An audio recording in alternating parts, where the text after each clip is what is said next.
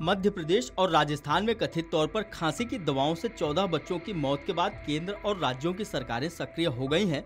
केंद्रीय औषधि मानक नियंत्रण संगठन ने हिमाचल प्रदेश, उत्तराखंड, गुजरात, तमिलनाडु, मध्य प्रदेश और महाराष्ट्र में उन फैक्ट्रियों की जांच शुरू कर दी है जहां से संदिग्ध दवाएं बनी थीं। आपको बता दें कि मामले में CDSCO ने 19 दवाओं के सैंपल इकट्ठे किए हैं, जिनमें खांसी की सिरप, एंटीबायोटिक और बुखार की दवाएं शामिल हैं। मामले की शुरुआती जांच में 6 दवाओं में डाईएथिलीन ग्लाइकोल यानी DEG और एथिलीन ग्लाइकोल यानी EG नहीं पाए गए, जो बच्चों की किडनी फेलियर का कारण बन सकते हैं। लेकिन कोल्ड ड्रिप सिरप में सैंपल में DEG की मात्रा तय सीमा से अधिक पाई गई है। यह सिरप तमिलनाडु के कांचीपुरम में बनी थी। तमिलनाडु और मध्य प्रदेश सरकार ने इस सिरप की बिक्री पर रोक लगा दी है और बाजार से इसे हटाने के आदेश दिए हैं। इस मामले में अब केंद्रीय स्वास्थ्य मंत्रालय ने सभी राज्यों को सलाह दी है कि 2 साल से कम उम्र के बच्चों को कफ सिरप न दी जाए। वहीं 5 साल से कम उम्र के बच्चों के लिए कफ सिरप का इस्तेमाल डॉक्टर की सलाह, सीमित मात्रा और सावधानी के साथ किया जाए। इसके साथ ही गर्भवती महिलाओं और बच्चों के लिए नुकसानदेह दवाओं पर अब भी चेतावनी लेवल लगाना अनिवार्य होगा। मध्य प्रदेश और राजस्थान में कथित रूप से खांसी की दूषित दवाओं से बच्चों की मौत की खबरों के बीच गुजरात सरकार भी एक्शन में आती हुई नजर आ रही है। इसके तहत सरकार ने एहतियात के तौर पर राज्य में बिक रही खांसी की सभी दवाओं की जांच के आदेश दिए हैं।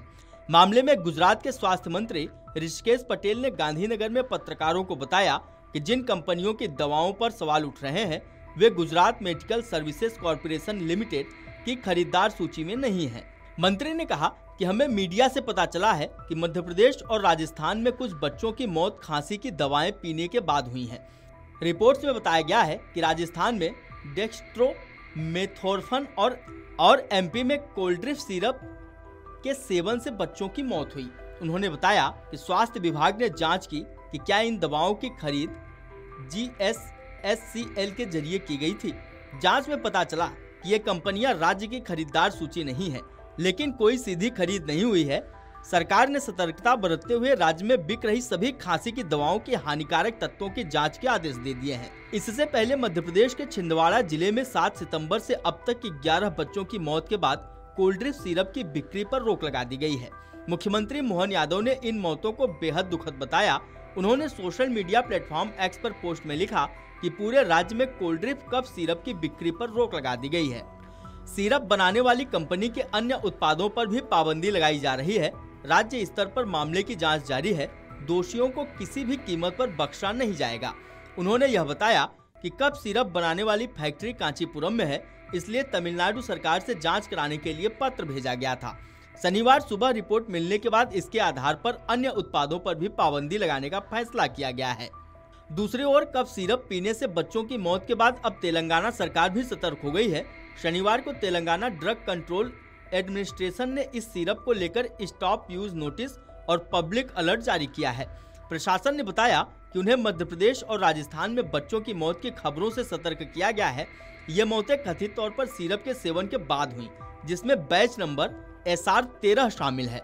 मामले में तेलंगाना सरकार की तरफ से जारी प्रेस विज्ञप्ति के अनुसार कोल्ड ड्रिप सिरप के इस बैच में डाईएथिलीन ग्लाइकोल यानी DEG नाम का जहरीला रसायन मिला है, जो शरीर के गुर्दों यानी किडनी को गंभीर नुकसान पहुंचा सकता है और जानलेवा साबित हो सकता है। इसी कारण तेलंगाना में इस सिरप को लेकर लोगों को उपयोग तुरंत बंद करने की चेतावनी दी गई है।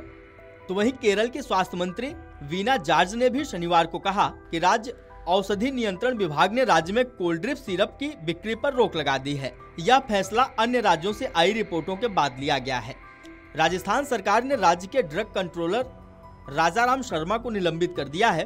चिकित्सा एवं स्वास्थ्य विभाग के अधिकारियों के मुताबिक यह निलंबन दवा मानकों के निर्धारण की प्रक्रिया को कथित तौर पर प्रभावित करने के आरोप में किया गया है।